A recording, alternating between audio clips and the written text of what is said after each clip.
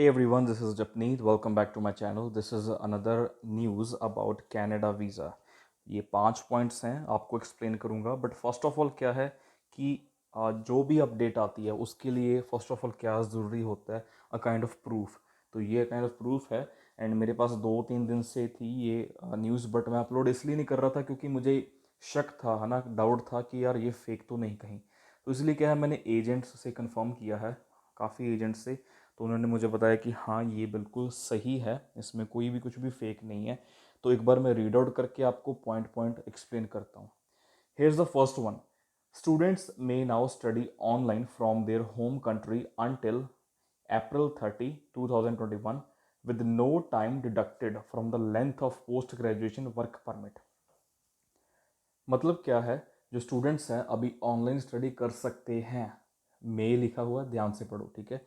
अपनी home country से online classes ले सकते हैं कनाडा में, ठीक है, April 30 तक, जिसमें कोई भी टाइम डिडक्ट नहीं होगा. पोस्ट ग्रेजुएशन का जो पोस्ट ग्रेजुएशन यानी ग्रेजुएशन के बाद जो वर्क परमिट होता है उसमें से कोई भी टाइम डिडक्ट नहीं होता. अगर 2 साल का जैसे होता है तो फिर 2 साल का ही रहेगा, उसमें कोई भी टाइम यानी कि इसकी वजह से डिडक्ट नहीं होगा, कम नहीं होगा कि 1.5 साल का कर दिया या 1 साल का कर दिया, ठीक है.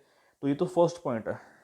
ओके, फॉर दिस यहाँ पे एक और चीज़ है, 50% of their program of study should eventually complete in Canada. यानी कि एटलीस्ट 50% जो स्टडी है उनकी जो भी है वो कनाडा में कंप्लीट होनी चाहिए, राइट. और दूसरी चीज़ क्या है, दूसरा पॉइंट ये है, for programs of duration 8 and 12 months starting in May to September 2020, the enrolled students who complete the entire program online from their home country shall still be eligible for post graduation work permit. चाहे कि किसी person ने यहाँ से सारी की सारी उसने ये अपने 8 या 12 मंथ का कोर्स जो कि अभी मई में जो उन्होंने लिए थे ऑनलाइन के लिए, अगर उन्होंने यहाँ पे ख़त्म भी कर लिए तो भी क्या है कि वो एलिजिबल हैं वर्क परमिट अप्लाई करने के लिए, राइट. और तीसरा पॉइंट इसी के साथ है, जैसे कि वही स्टूडेंट्स जिन्होंने 8 या 12 मंथ्स की जो स्टडी है या यहाँ पे की है, तो वो एलिजिबल हैं अगला प्रोग्राम अप्लाई करने के लिए. एडिशनल एलिजिबल प्रोग्राम है, मतलब उसके लिए क्या है, अप्लाई कर सकते हैं, ठीक है, 30 April 2021 तक. उसके बाद के may be able to combine the length of their programs when they apply for post graduation work permit in the future as well as 50% of their total studies are completed in Canada. तो यहाँ पे main बात यही है कि जो and में जो स्टडी 50% है वो एटलीस्ट कनाडा में होनी चाहिए. फोर्थ पॉइंट तो बहुत ईजी है, इसमें क्या बताया, to be eligible for the above measures students must have submitted a visa application. बस आपने वो फाइलिंग का काम यहाँ से करवाना होगा, ठीक है.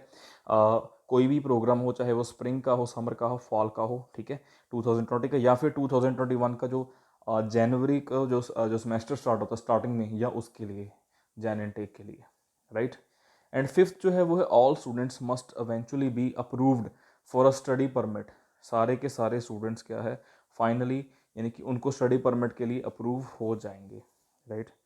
So this is the news. And for उसकी इसके इसके ऊपर अगर कोई और भी इंफॉर्मेशन आती है तो मैं जल्द ही अपलोड करूँगा. एंड हाँ, make sure subscribe to this channel, क्योंकि अभी रीडिंग सीरीज़ आ रही है, फर्स्ट एपिसोड उसका रेडी है, जल्द ही आएगा, ठीक है. उसके बाद 4 और एपिसोड्स हैं रीडिंग के, टोटल 5 हैं. काफ़ी बेनिफिशियल रहेगी उसमें मैंने ऐसे ऐसे पॉइंट्स क्लियर किए हैं जो कि मतलब शायद ही आपने कभी सुने हों और कभी यूज़ किए हों, right. And thank you so much for supporting. Please make sure to subscribe if you are new. Thank you.